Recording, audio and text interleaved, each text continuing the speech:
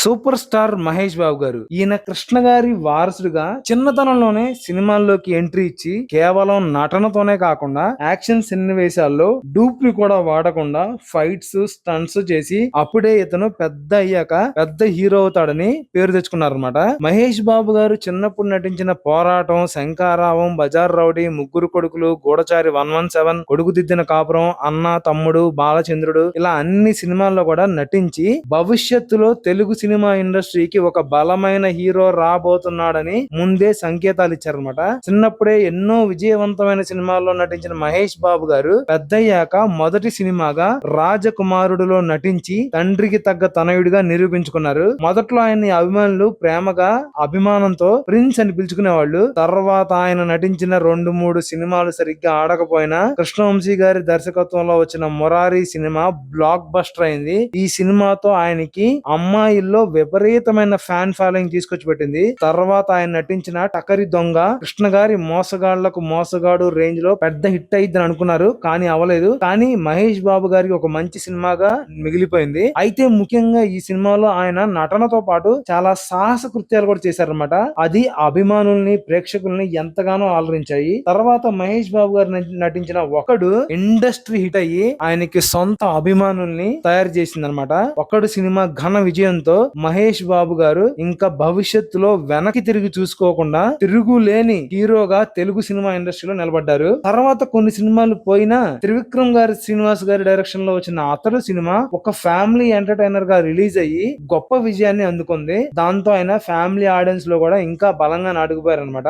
అయితే ఆ cinema theatre లో అంతగా ఆడకపోయినప్పటికీ టీవీలో ప్రసారం చేసినప్పుడు మాత్రం సంచలన విజయాన్ని నమోదు చేసుకుంది. ఇప్పటి వరకు 1500 సార్లు టీవీలో ప్రచారమై రికార్డు సృష్టించిందనమాట. ఇలాగ మరే సినిమా తెలుగు సినిమా ఇండస్ట్రీలో ఇన్ని సార్లు టీవీలో ప్రచారం అయితే అవలేదన్నమాట. తర్వాత వచ్చిన పోకిరి సినిమా 80 ఏళ్ల తెలుగు సినిమా ఇండస్ట్రీ రికార్డులన్నీ తిరగరాసింది. అంత గొప్ప ఘన విజయాన్ని సాధించి ఒక ప్రభంజనాన్ని క్రియేట్ చేసింది అనమాట ఈ సినిమా. అయితే ఈ సినిమాతో ప్రిన్స్ మహేష్ బాబు గారు కాస్త సూపర్ స్టార్ మహేష్ బాబుగా మారిపోయారనమాట. ఇంకా అక్కడి నుంచి ఆయనకి తిరుగు లేకుండా పోయింది. తర్వాత వచ్చిన 2-3 సినిమా సరిగ్గా ఆడలేదు, కానీ దూకుడు సినిమాతో ఆయన ప్రభంజనం మళ్ళీ సృష్టించారనమాట. అసలు ఆ సినిమా ఒక కామెడీ ఎంటర్టైనర్, అలాగే యాక్షన్, ఫన్, అన్ని రకాల ఎమోషన్స్, ఫ్యామిలీ డ్రామా అన్ని ఉంటాయి ఆ సినిమాలో. ఆ ఒక్క సినిమాతో మళ్ళీ ఆయన తన రేంజ్ ఏంటో చూపించారు. తెలుగు సినిమా ఇండస్ట్రీలో ఒక ప్రభంజనాన్ని సృష్టించారనమాట. తర్వాత వచ్చిన బిజినెస్ మ్యాన్, సీతం వాకిట్లో సిరిమల్ల చెట్టు, వన్ నేను ఒక్కడనే, శ్రీమంతుడు, భర్తనే నేను, మహర్షి, సరిలేరు నీకెవరు, సర్కారు వారి పాట, గుంటూరు కారం ఇలా నటించిన ప్రతి సినిమా కూడా బాక్స్ ఆఫీస్ వద్ద కలెక్షన్ల వర్షం కురిపించింది. 200 కోట్లకి ఏ సినిమా కూడా తక్కువ కలెక్ట్ చేయదు అనమాట.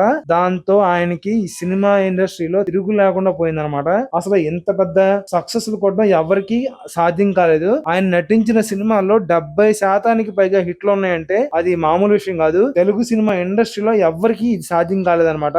అన్ని గొప్ప విజయాలు ఉన్నాయి. ఆ విజయాలతో ఆయన దూసుకుపోతా ఉన్నారు. ముఖ్యంగా ఆయన పరాజయాన్ని చూసిన ప్రతిసారి కూడా తర్వాత వచ్చిన ప్రతి విజయం ఎంతో గొప్పగా ఉంటది అనమాట. మనకు కావాల్సినంత ఇన్స్పిరేషన్ గా నిలిచిద్ది. అంత బాగుంటాయి ఆ సినిమాలన్నీ కూడా. రాజకుమారుడు, మురారి, ఒకడు, అతడు, పోకిరి, దూకుడు, బిజినెస్ మ్యాన్, సీతం వాకిట్లో సిరిమల్ల చెట్టు, శ్రీమంతుడు, భరతనే నేను, మహర్షి, సరిలేరు నీకెవరు, సర్కారు వారి పాట, గుంటూరు కారం ఇలా ఈ సినిమాలన్నీ కూడా ఆయన సినిమాల్లో ఒక డైలాగ్ ఉంది దూకుడు సినిమాలో, ఇది ఆయన ట్రాక్ రికార్డ్ కాదు, this is all time record అనే విధంగా ఆయనకి సక్సెస్ ఉన్నాయి అనమాట. నిజంగా ఇన్ని సక్సెస్ కొట్టడం అనేది ఏ హీరోకి సాధ్యం కాదు. పైగా అన్ని కూడా చాలా డిఫరెంట్ జానర్స్, ఒకదానికి సంబంధం ఉండదు అనమాట. కొన్ని ఫ్యామిలీ ఎంటర్టైనర్స్, యాక్షన్, విపరీతమైన మాస్ చాలా ఉన్నాయి. అన్ని రకాలుగా చేశారనమాట మహేష్ బాబు గారు. అయితే అసలు ఇన్ని రకాలైన పాత్రలు పోషించడం, కథలో రావడం మామూలు విషయం కాదు. ఇది ఒక్క సూపర్ స్టార్ మహేష్ బాబు గారికి చెందిందనమాట.